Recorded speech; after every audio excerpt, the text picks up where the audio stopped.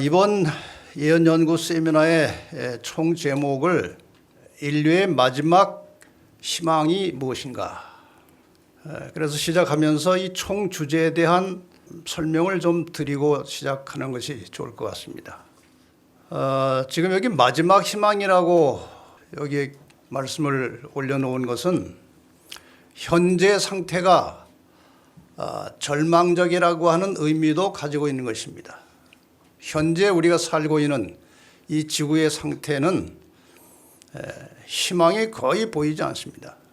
저는 개인적으로 상당히 긍정적이고 이제 낙천적인 사람입니다.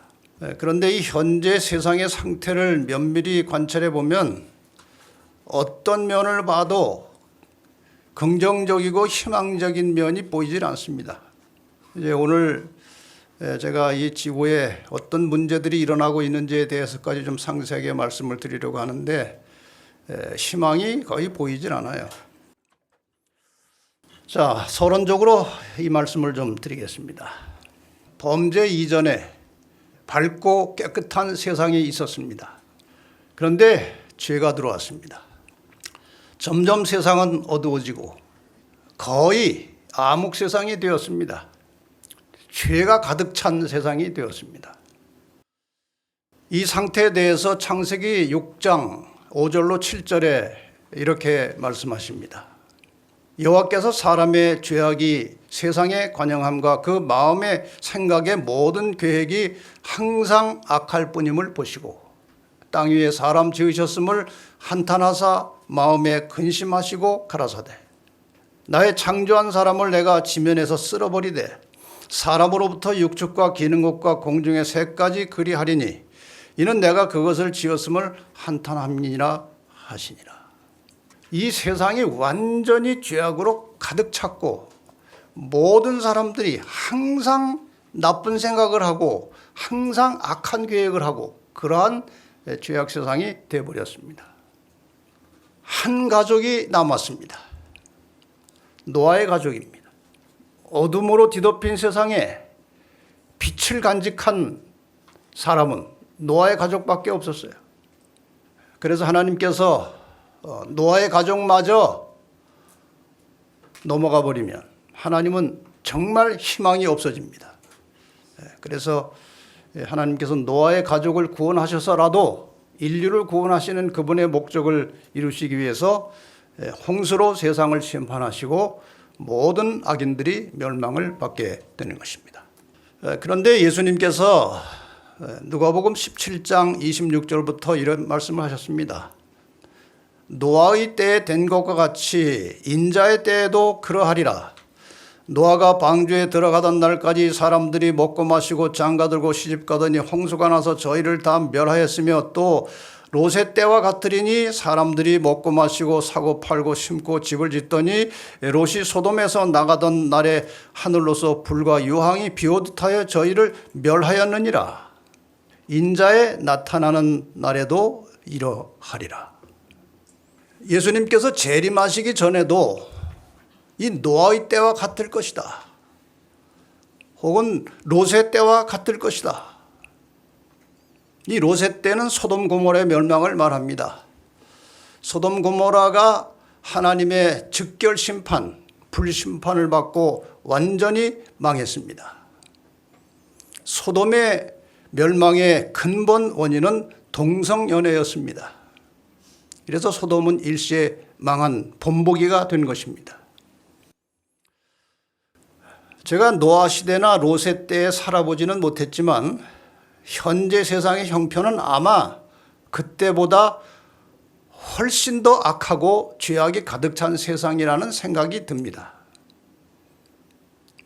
이제 설명을 계속 들어보시면 좀 알게 되시겠죠.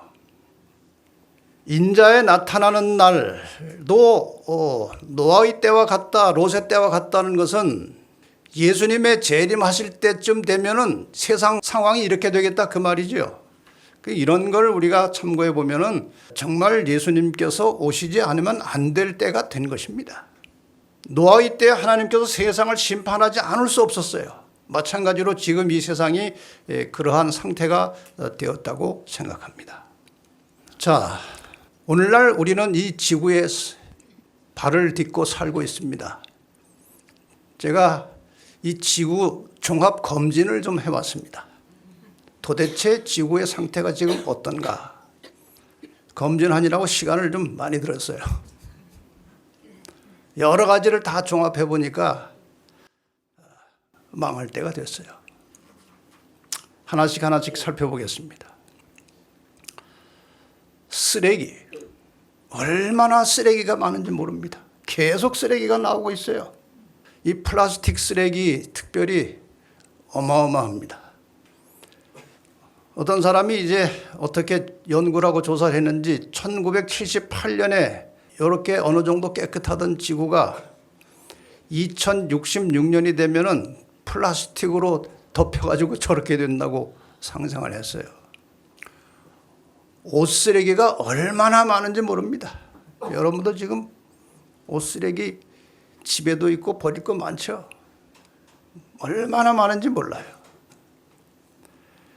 전자제품 쓰레기, 건축 폐기물 쓰레기. 세상은 지금 여기저기 둘러보면 쓰레기 세상입니다. 그 다음에 보시는 대로 여러분이 잘 아시는 대로 수질 오염, 공해. 우리가 이 오염된 물을 언제 어떻게 마실지 몰라요. 이 오염된 물에서 나온 또 이런 생선들을 언제 먹을지 몰라요. 숨 쉬는 공기는 점점 더 탁해지고 있습니다. 게다가 해일이 한번 지나가면은 그 지역은 쑥밭이 됩니다. 지진 얼마나 자주 일어나는지 모릅니다. 이제 우리나라까지 지진이 종종 일어납니다. 산불이 심상치 않아요. 왜 그렇게 산불이 많이 일어나는지 모릅니다. 상당히 많은 연구에 의하면은 자연 화재가 아니고 방화라는 것입니다. 사람들이 불을 질러요. 아주 악한 세상이에요. 한쪽에서는 홍수가 나고 한쪽에서는 기근이에요. 이 자연 재해와 재난이 세상을 휩쓸고 있습니다. 그 다음에 사람이 아주 악해져요. 미국의 총기 난사 사건이 얼마나 자주 일어나는지 몰라요. 그냥 마트나 학교나 이런 데 가서 그냥 총으로 사람을 쏴 죽이는 거예요. 얼마 전에 그 세르비아라고 하는 나라에서는 13살짜리가 총을 들고 사람들 죽였어요. 13살짜리가. 지금 미국은 심각합니다. 지금 저기 보시는 대로 2023년 1월 3주 안에 총기 난사가 38건이 터졌어요. 점점 더 자주 이런 일이 일어납니다. 폭력, 약탈. 그냥 마트에 들어가서요. 떼거리로 들어가서 물건을 다 훔쳐가는 거예요. 그냥. 세상에 이런 일들이 벌어져요. 전쟁. 이게 전부 다 양심이 마비된 증상입니다. 또 다른 측면에서 봅시다.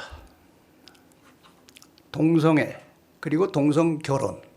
그러니까 소돔 고모라보다 더한 겁니다. 어떤 사람이 설교하다가 말이에요. 어떤 목사가 하나님 소돔 고모라 사람들한테 사과하세요. 그랬대. 그럼 무슨 뜻입니까? 소돔 고모라는 동성 연애만 하다가 불심판을 받았는데요. 지금 동성이 결혼하고 있는데 가만히 계십니까?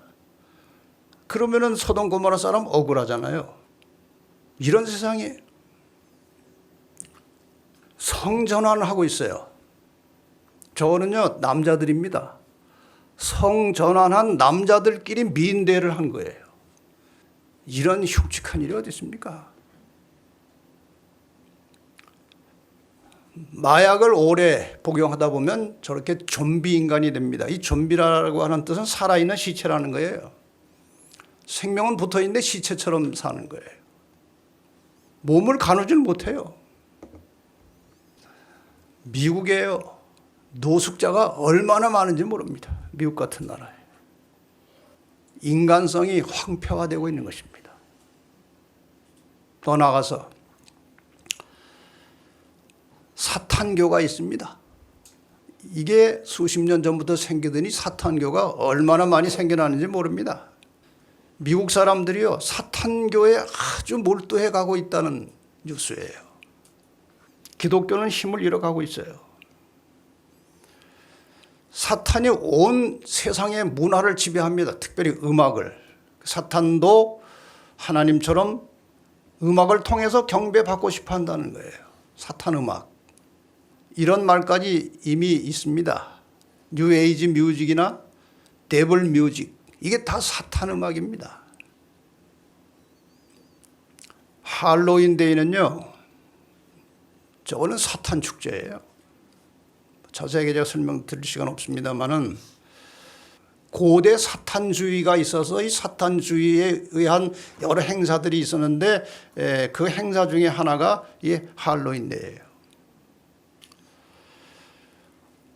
금년에 사탄 축제가 보스턴에서 대대적으로 열렸습니다.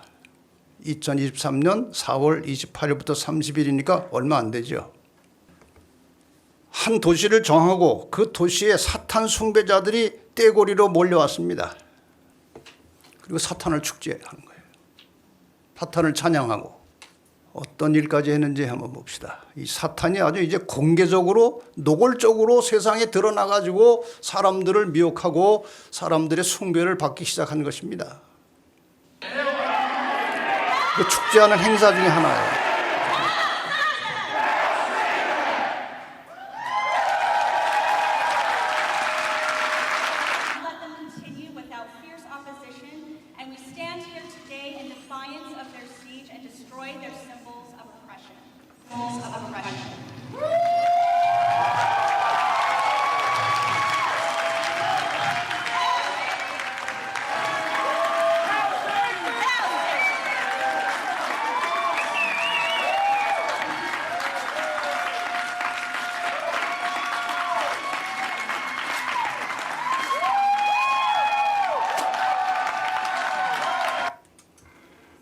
이것이 오늘 우리가 살고 있는 지구상에서 일어나고 있는 일들이에요.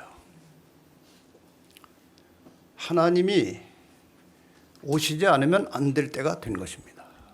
완전히 무르익었어요. 하나님의 진노의 잔이 넘치고 있는 것입니다. 이렇게 인간 세상 어디를 둘러봐도 희망이 보이지 않는 이 세상, 사탄이 지배하는 악의 세력이 이 세상을 완전히 장악하고 지배하기 위해서 수단 방법 가리지 않고 인간 세상을 파멸로 이끌어가고 있습니다. 이런 어둠 세상에서 우리의 미래의 마지막 희망이 무엇이냐 하는 것입니다. 여러분, 이번 한 주간 동안에 시간을 특별히 내셔서 6번의 강의를 잘 들으시면 이 인간 세상의 마지막 희망이 반드시 있습니다. 그냥 망하지 않아요. 희망이 있어요. 베드로후서 1장 19절에 있는 말씀을 보겠습니다. 또 우리에게 더 확실한 예언이 있어 어두운 데 비치는 등불과 같으니 날이 새어 샛별이 너희 마음에 떠오르기까지 너희가 이것을 주의하는 것이 가하니라. 이 어두운 세상을 비춰주는 등불이 있습니다. 그것이 무엇이라고 그랬어요? 예언입니다. 어둡지만 예언의 빛을 비추면 앞날이 보이는 것입니다. 절망적이지만 예언을 비춰보면 희망이 보이는 것입니다. 그래서 성경 예언은 이 불안하고 불확실한 세상의 미래를 밝혀주는 등불과 같은 것입니다. 그래서 사탄은 사람들이 예언을 공부하지 못하도록 막고 있습니다. 사탄은 예언 공부하는 것을 아주 싫어합니다. 그 속에 자기의 정체와 자기의 전략이 다 들어있기 때문에 예언 공부를 사탄이 아주 싫어합니다. 지금 한 주일 동안 여러분과 저는 사탄이 제일 싫어하는 일을 이제 하게 된 것입니다. 아마 여러분들이 듣다가 여기 참석하지 못할 이유들이 계속 생길 것입니다. 그런 일이 생기면요, 이건 사탄의 일이다 생각하고 단호하게 물리치고 끝까지 이 6번의 강의를 잘 들으시기를 바랍니다. 자, 성경은요, 여러분이 아시는 대로 이제 구약, 신약 이렇게 두 개의 책이 있습니다. 여기 약이라고 하는 것은 약속이라는 뜻입니다. 약속. 이 구약과 신약의 약속이 무엇이냐? 아주 단순하면서도 명백합니다. 구약은 무슨 약속이냐? 죄로 인해서 영원히 죽을 수밖에 없는 인간들을 구원하시기 위해서 예수님께서 내려가시겠다는 거예요. 그 약속을 하나님이 아담과 하와에게 하신 것입니다. 그 약속을 따라서 그 약속을 한 지 대략 4,000년이 지난 후에 그 약속대로 메시아 예수님께서 이 땅에 오셨습니다. 이 약속에 의하면은 이 여자의 후손이 세상에 갈 것인데 사탄과 싸울 것이다. 그런데 발꿈치를 상할 것이다. 나중에 이제 해석을 해드리겠지만 그것은 십자가 희생을 말하는 것입니다. 예수님께서 십자가에 돌아가셨어요. 그리고 부활하셨습니다. 그리고 하늘로 올라가셨어요. 그냥 가버리셨습니까? 약속을 하고 가셨습니까? 약속을 또 하고 가셨어요. 이거 신약입니다. 무슨 약속이에요? 내가 다시 오겠다. 십자가를 통해서 구원받은 너희들을 데리러 내가 다시 오겠다. 다시 오시겠어요? 안 오시겠어요? 오십니다. 분명히 언젠가 다시 오십니다. 예수님이 오시면 모든 인간의 영원한 운명이 결정됩니다. 영원히 죽을 자들, 영원히 살 자들이 나누어집니다. 그래서 구원받은 성도들은 재림과 함께 영원히 살게 되는 것입니다. 다시 요약하면 예수님의 초림의 목적은 죄로부터 인간을 구원하시겠다는 약속이었어요. 그리고 죄로부터 인간을 구원하시기 위해서 그 약속을 지키고 오셨습니다. 재림은 예수 그리스도의 십자가를 통해서 구원받은 하나님의 백성들을 죄악 세상에서 구출해서 데리고 가시기 위해서 오시겠다는 거예요. 그러니까 성경 전체는 두 마디로 하면 예수님께서 오신다, 예수님께서 다시 오신다. 이것이 성경 전체예요. 그래서 예수님께서 요한복음 5장 39절에 너희가 성경에서 영생을 얻는 줄 생각하고 성경을 상고하거니와 이 성경이 곧 내게 대하여 증거하는 것이로다. 이 성경 전체는 다 예수 그리스도에 대하여 증거하는 것입니다. 그래서 우리는 성경 어디를 봐서도 그 속에서 예수님의 초림과 재림에 관련된 말씀을 볼 수 있어야 하는 것입니다. 그런데 성경의 상당히 많은 부분들은 예언으로 명시되어 있습니다.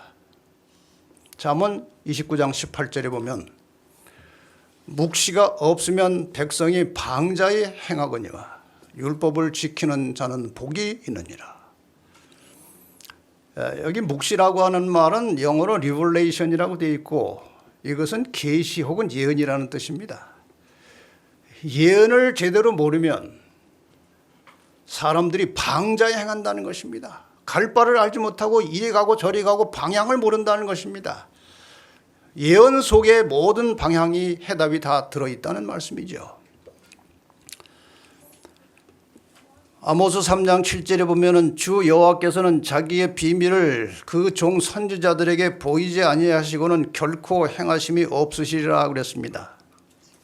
하나님께서 인간을 구원하시는 하나님의 계획을 이루어 가실 때 항상 선지자들에게 미리 말씀하십니다.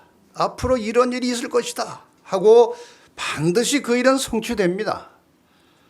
그 다음에 지나가면 또 이런 일이 있을 것이다. 준비하고 대비하라. 이렇게 해서 하나님께서는 예언을 통해서 그 백성들을 이끌어 가시기 때문에 예언을 공부하지 않거나 예언을 무시하거나 예언에 대하여 무지하면 갈 길을 모르게 되어 있습니다. 길을 잃어버리게 되어 있습니다. 그래서 요한계시록 1장 3절에 예수님께서 말씀하시기를 이 예언의 말씀을 읽는 자와 듣는 자들과 그 가운데 기록한 것을 지키는 자들이 복이 있나니 때가 가까움이라. 여기 때가 가깝다는 것은 재림의 때가 가까운 것을 말합니다.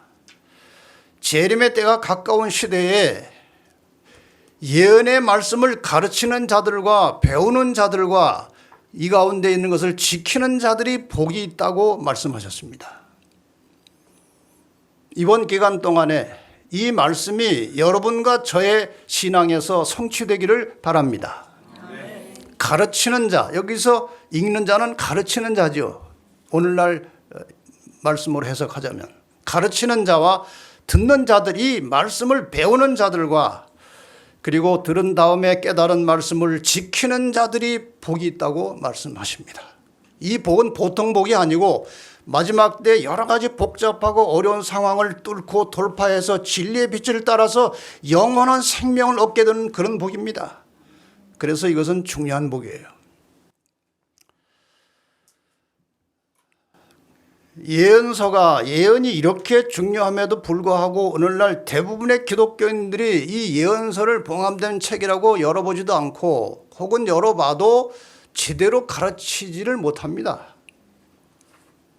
이건 굉장히 정직한 양심으로 가르쳐야 돼요. 왜냐하면 이 예언 전체를 통해서 하나님의 법이 관통하고 있어요. 하나님의 법을 싫어하는 사람들은 예언을 제대로 공부할 수가 없습니다. 하나님의 계명을 무시하는 사람들은 예언을 올바로 이해할 수 없어요. 자, 그런데 우리가 한 주간 동안 이 예언의 말씀을 이제 낱낱이 다 공부할 수는 없지만 뼈대가 되는 중요한 것들은 이제 함께 공부하려고 합니다. 오늘은 월요일 첫째 날 천지가 개벽하는 날이 다가온다. 다니엘서 2장 공부를 할 것이고 화요일 날 내일은 적그리스도를 아십니까? 다니엘 7장을 공부합니다. 그 다음에 수요일 날은 짐승의 표 환란이 무엇인가? 계시록 13장을 공부할 것이고 목요일 날은 인류에게 보내는 최후 통첩이라는 제목으로 계시록 14장을 공부합니다. 그리고 금요일 다섯째 날에는 지구 종말에 누가 살아남을 것이냐? 계시록 12장을 공부할 것이고 마지막 토요일에는 낮 시간에 지구의 대격변과 새로운 세계라는 제목으로 계시록 20장을 공부할 것입니다. 자, 오늘 첫째 날 천지가 개벽하는 날이 다가온다. 이 제목을 가지고 이제 설명을 시작하겠습니다. 예레미야 42장 3절에 보면은 당신의 하나님 여호와께서 우리의 마땅히 갈 길과 할 일을 보이시기를 원하나이다. 이 말은 참 중요합니다. 우리가 지금 어디로 가야 되느냐? 이 가는 과정에서 무엇을 하고 살 것이냐? 이건 상당히 중요한 우리 삶의 도전입니다. 근데 하나님께서 어떤 방법으로 갈 길을 보여주시고 할 일을 가르쳐 주시느냐? 그건 성경의 예언입니다.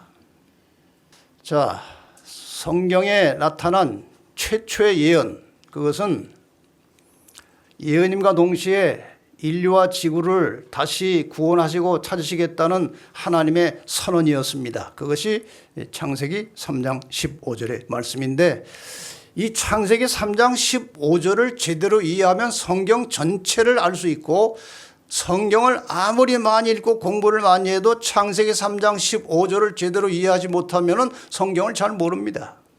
그래서 창세기 3장 15절을 좀 간략하게 설명을 드리고 출발하겠습니다.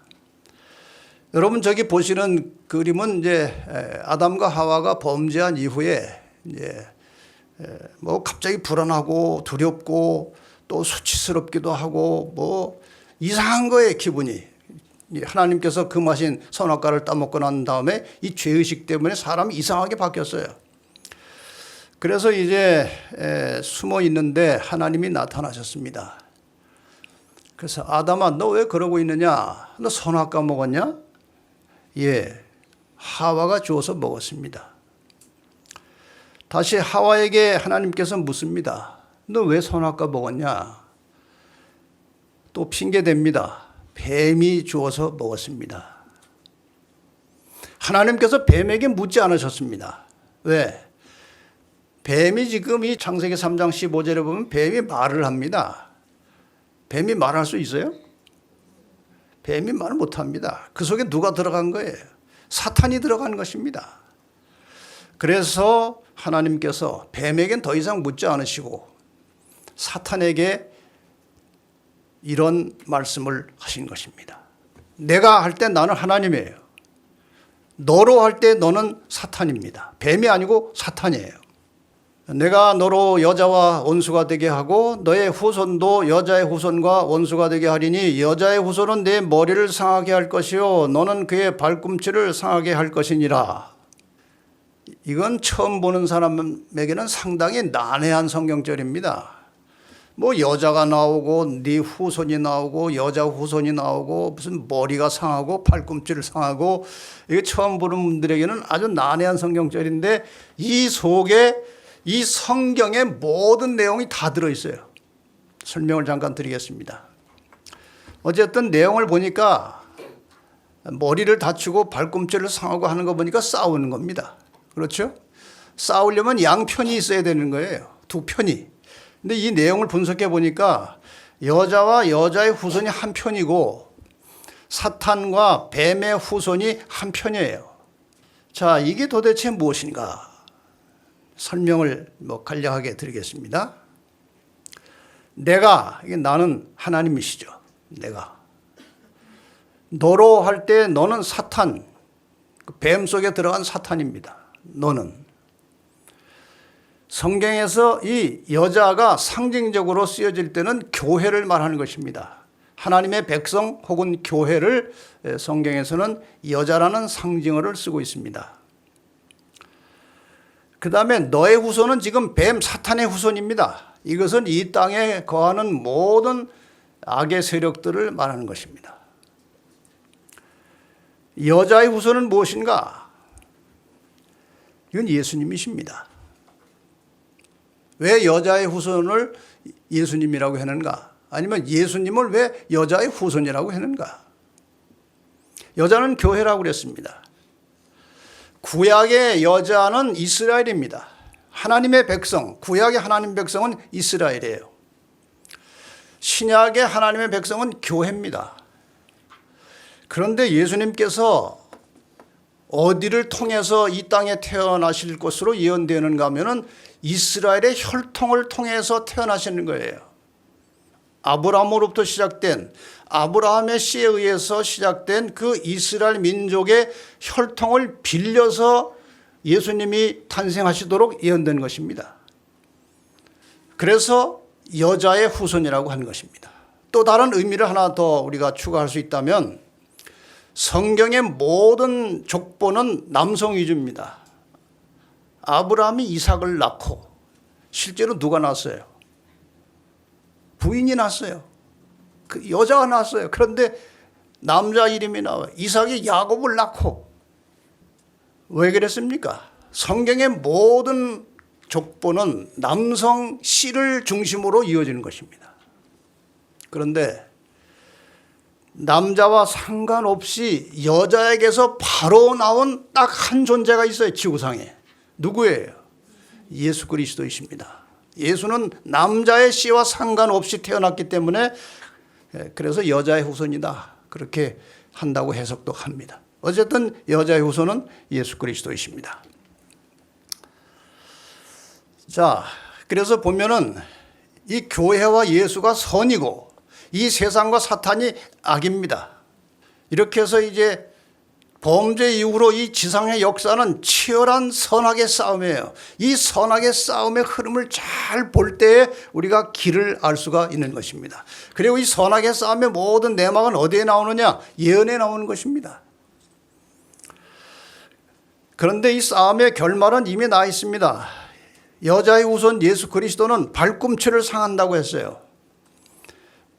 그 다음에 사탄은 머리를 상한다고 했습니다.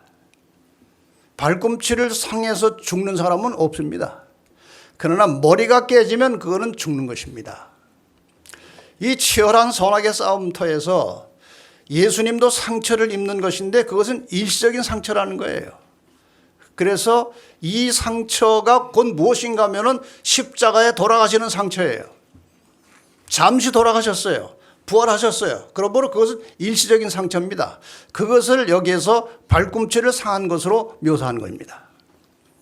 그리고 사탄은 마침내 머리를 상하게 된다는 것은 영원히 멸망한다는 것입니다. 자, 이 예언의 성취를 우리가 그림으로 잠깐 이해할 수 있습니다. 이렇게 여자의 후손, 예수 그리스도이십니다. 여자의 후손이 발꿈치를 상했다? 그것은 십자가에 돌아가신 것을 말하는 겁니다. 그 다음에 이 십자가에 돌아가시는 순간에 사실 사탄은 치명상을 입은 것입니다. 그냥 목숨만 붙어 있는 것이지 이미 진 겁니다.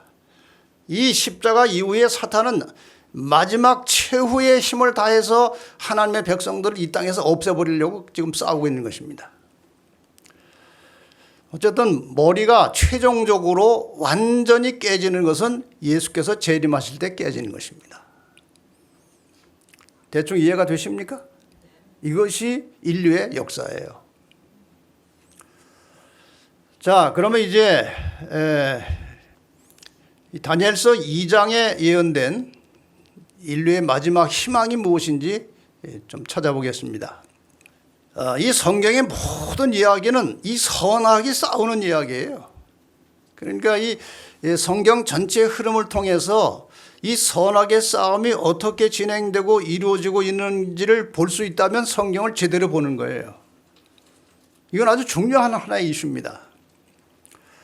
다니엘 2장에 예언된 인류의 마지막 희망을 한번 살펴보십시다.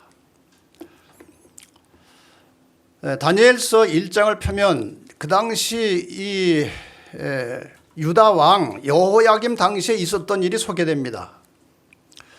여호야김 왕이 위에 있은 지 3년에 바벨론 왕 느부갓네살이 예루살렘을 쳐들어와 가지고 예루살렘에 있는 유다인들을 포로로 잡아갔습니다.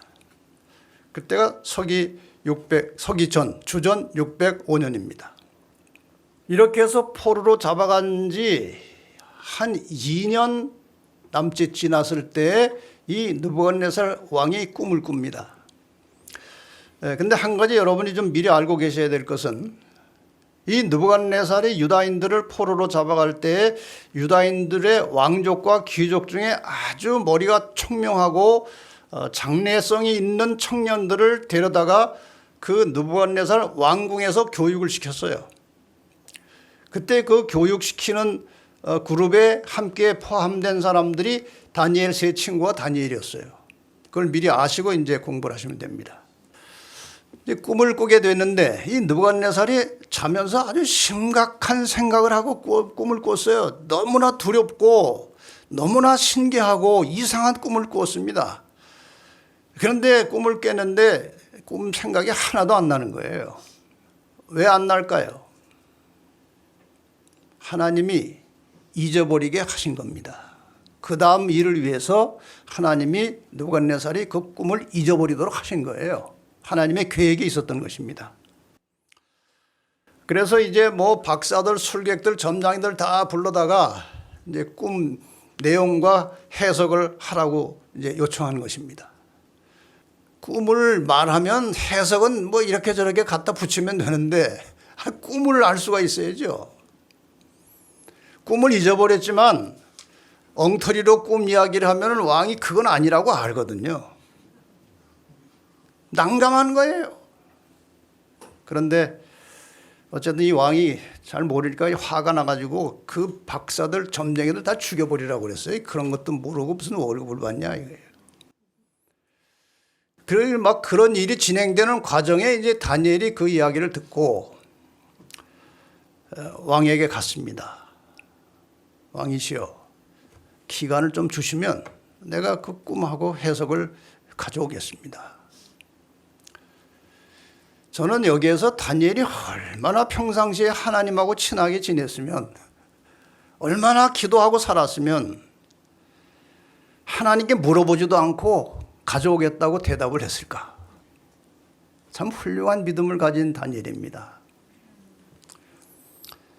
그래서 이제 왕이 그럼 며칠 줄 테니까 뭐 한번 가서 찾아봐라. 다니엘이 친구들과 함께 간절히 기도했습니다. 기도를 열심히 하는데 하나님께서 느부갓네살 왕이 꾼 꿈 내용 그대로 하고 해석을 다 가르쳐 주신 거예요. 놀라운 일이 벌어진 것입니다. 그래서 이제 그 꿈과 해석을 가지고 저 그림은 이제 다니엘이 왕 앞에 선 것입니다. 그리고 꿈 이야기를 먼저 합니다. 왕이요, 왕이 침상에 나가서 장래일을 생각하실 때에, 아니 이것까지 알아맞힌 것입니다. 잠자리에 들기 전에 말이에요.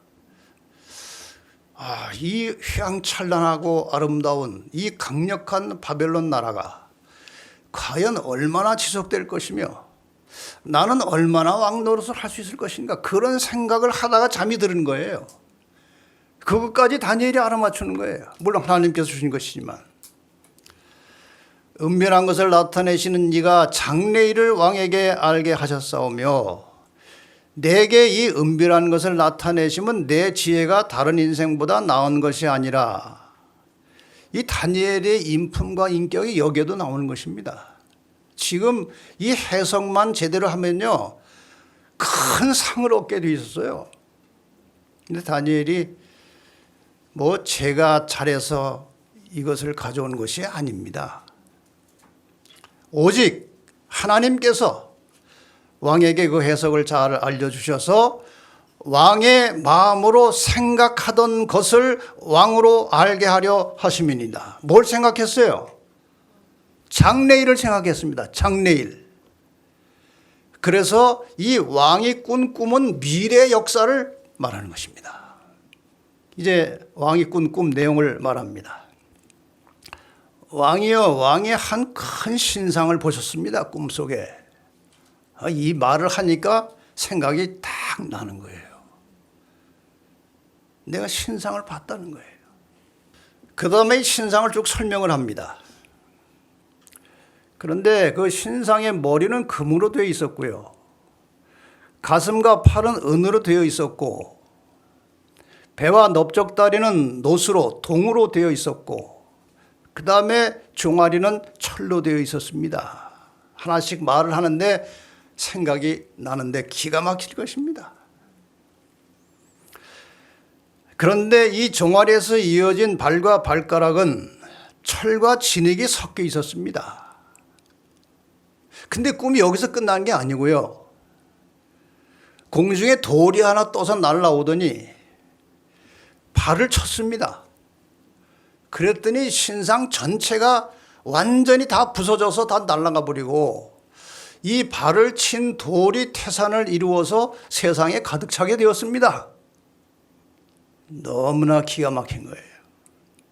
이 꿈을 똑같지는 않겠지만 한번 비슷하게 영상을 한번 봅시다. 꿈속에 이런 신상이 나타난 거예요.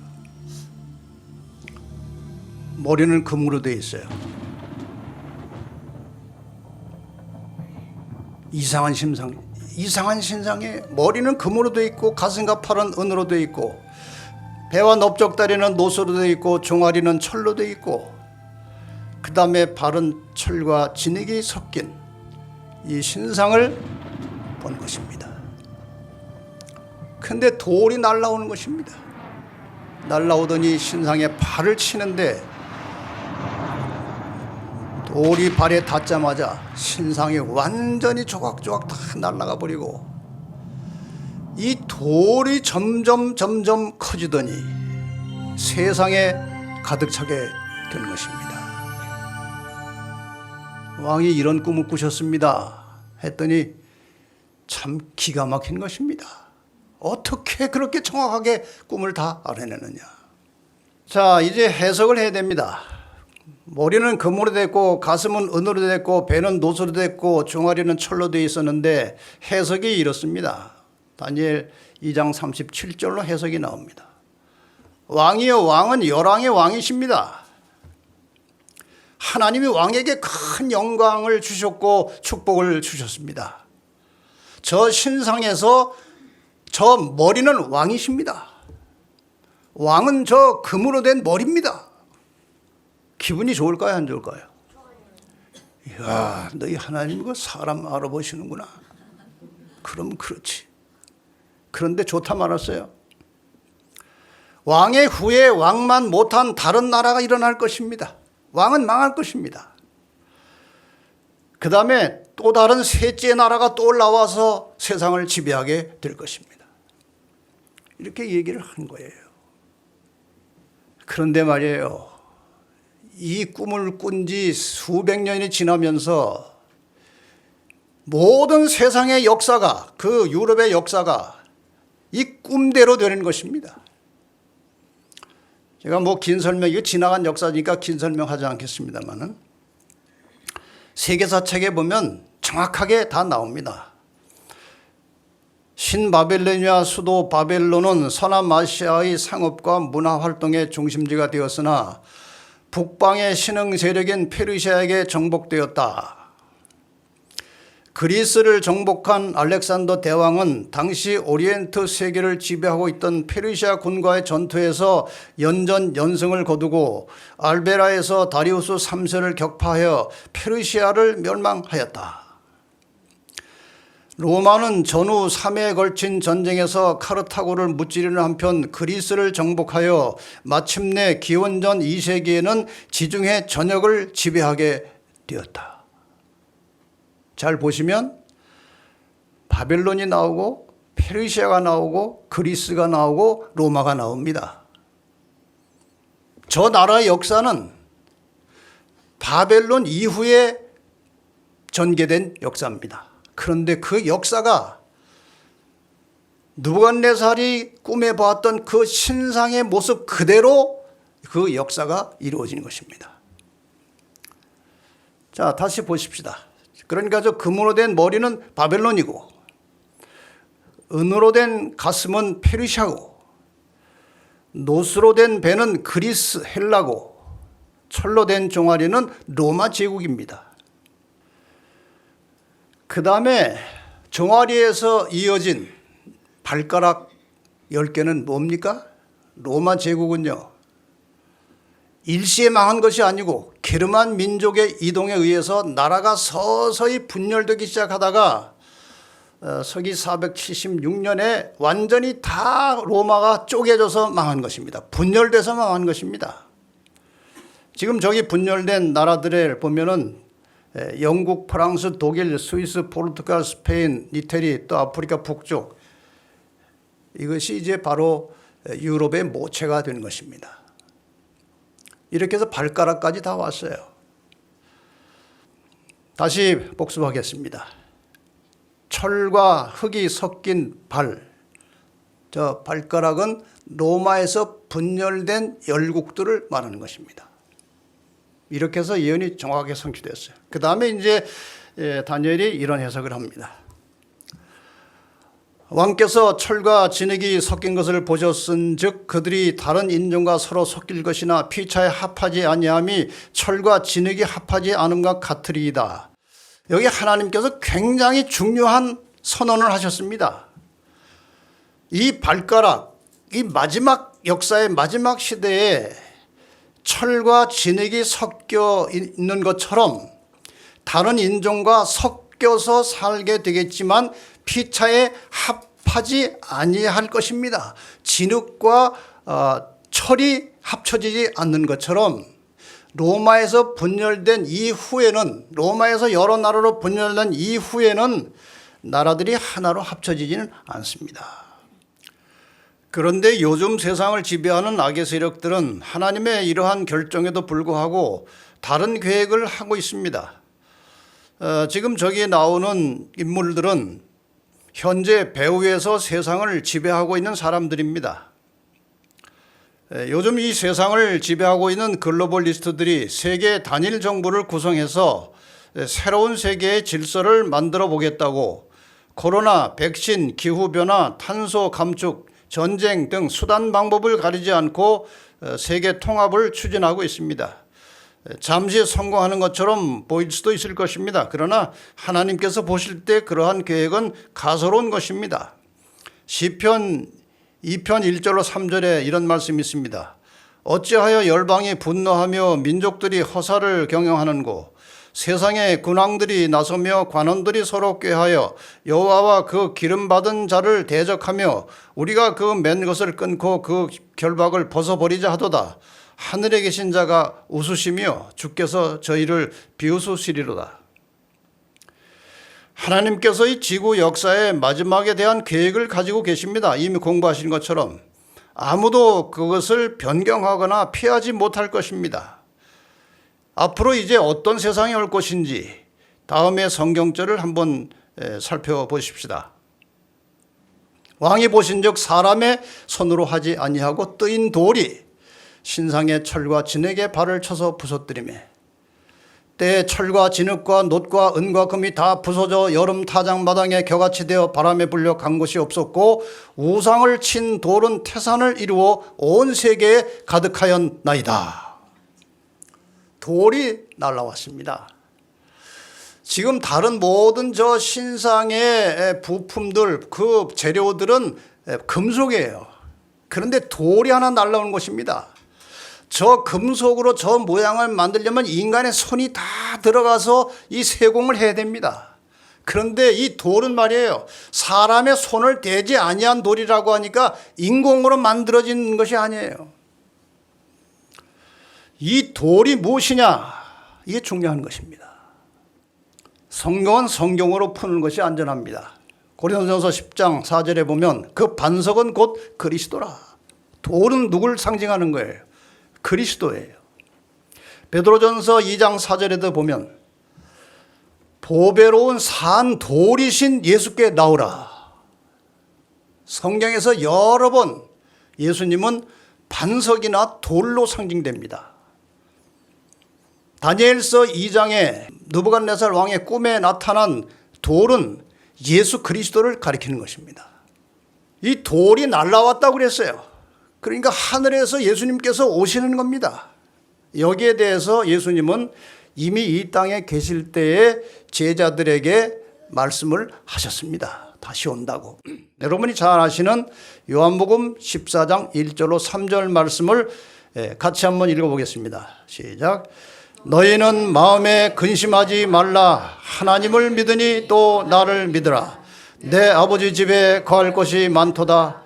내가 너희를 위하여 처소를 예비하러 가노니 가서 너희를 위하여 처소를 예비하면 내가 다시 와서 너희를 내게로 영접하여 나 있는 곳에 너희도 있게 하리라. 아멘. 나 있는 곳이 어디입니까? 하늘입니다. 하나님이 계신 곳입니다.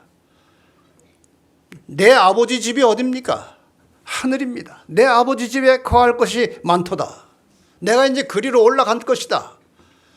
갔다가 내가 너희 데리러 다시 올 것이다. 그리고 너희를 데리고 그 아버지 집으로 올라가겠다. 믿으십니까? 네. 믿으십시오. 분명히 예수님은 다시 오십니다. 분명히 다시 오십니다. 히브리 9장 28절 말씀. 이 두 가지 초림과 재림이 한꺼번에 이 말씀 속에 들어있습니다.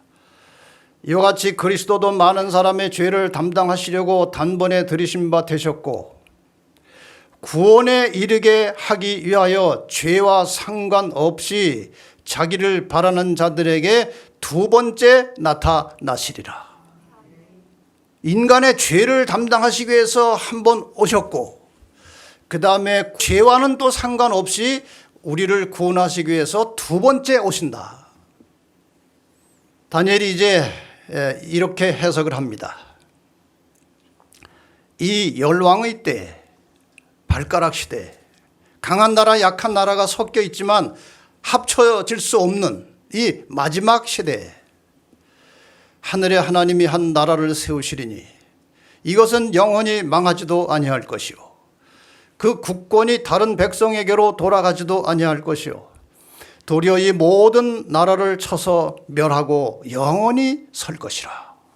예수님께서 재림하심으로 모든 인간 나라의 역사가 끝나고 하나님의 나라가 세워질 것을 이 바벨론 느부갓네살 왕이 꾼 꿈 속에서 미리 하나님께서 보여주신 것입니다. 그래서 돌이 떨어진다는 것은 예수님께서 재림하시는 것을 말하는 것입니다. 조만간 공중에 예수님께서 나타나실 것입니다. 우리를 데리러 나타나실 것입니다. 그 재림의 광경을 한번 잠깐 또 영상으로 저 공중에 구름이 하나 나타납니다. 점점 가까이 내려옵니다.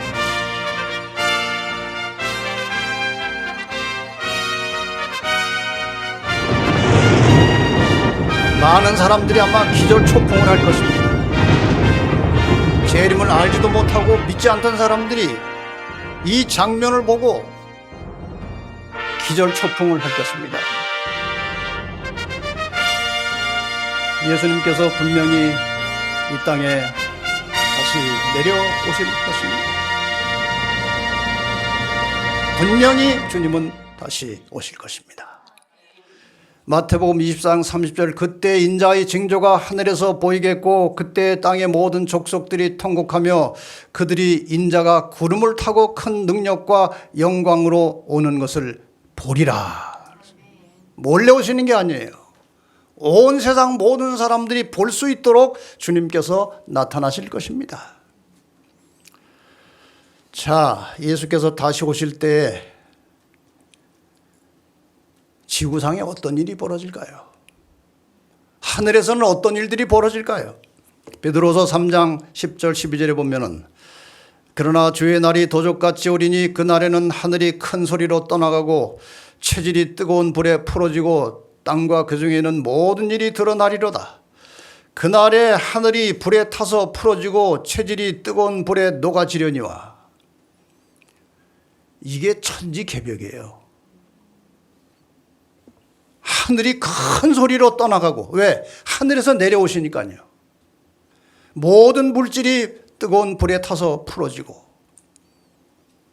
계시록 6장 14절도 이렇게 재림을 묘사하고 있습니다. 하늘은 종이축이 말리는 것 같이 떠나가고 각 산과 섬이 제자리에서 옮기우매. 엄청난 일들이 벌어지는 것입니다. 천지가 개벽하는 거예요. 이 날이 가까이 오는 것입니다. 이 천지가 개벽하면서 지구상에 거하는 모든 인간 하나하나의 영원한 운명이 결정될 것입니다. 이 재림을 통해서 영원히 죽을 사람이 있을 것이고 이 재림을 통해서 영원히 살게 될 사람이 있을 것입니다. 우리는 다 재림의 날에 살 수 있는, 영생할 수 있는 믿음과 희망을 가지고 오늘 이 자리에 참석한 것입니다. 여러분, 끝까지 이 신앙을 놓치지 마시고 주님께서 조만간 나타나실 때 영광스러운 재림의 날에 즐거운 마음으로, 기쁜 마음으로 주님의 오심을 영접하시기를 바랍니다.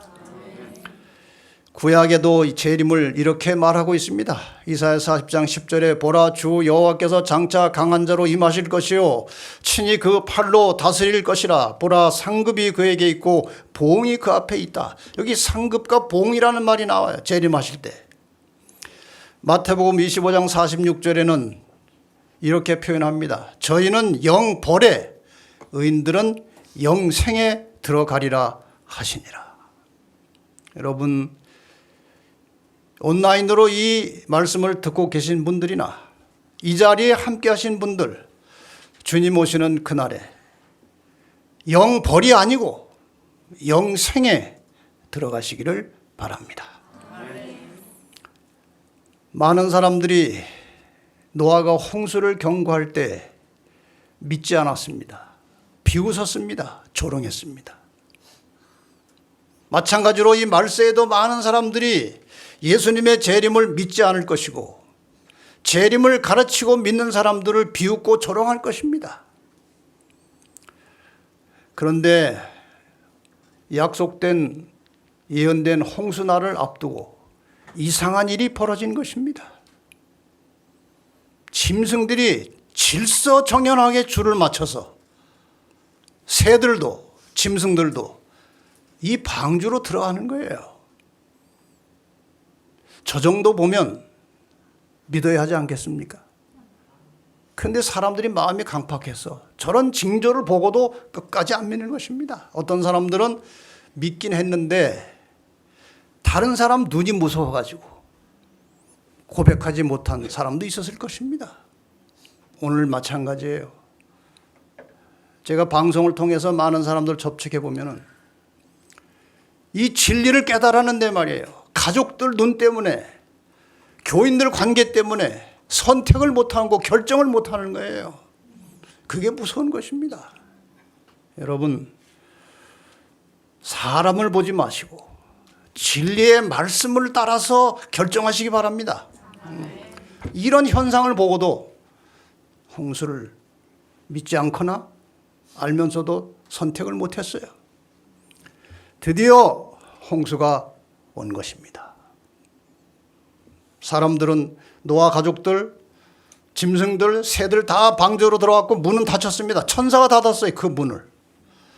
비가 쏟아지는 것입니다. 사람들이 아우성입니다. 난리가 났습니다. 얼마나 후회했겠습니까? 방주로 들어갈 걸. 얼마나 후회했겠어요.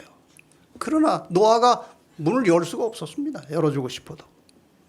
운명은 끝난 것입니다. 저는 이 그림을 볼 때마다 참 안타까운 마음이 드는 겁니다. 여러분에게도 뭔가 책임감을 느끼셔야 합니다. 우리의 가족 중에, 우리의 이웃들 가운데 주님 오시는 날 이 사람 같이 생명을 놓치고 안타까워할 사람들이 있을 것입니다.